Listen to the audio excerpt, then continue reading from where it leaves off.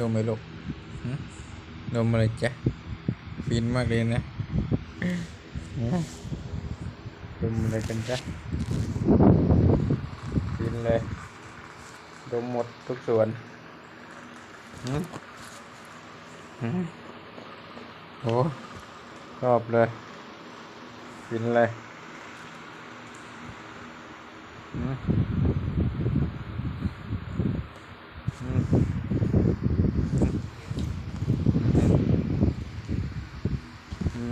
สนามรบกับเรือเลย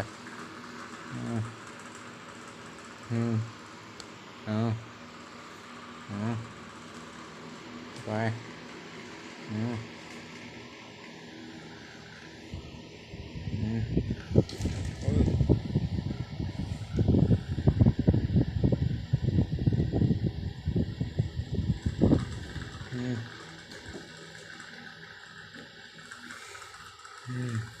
ดื้อ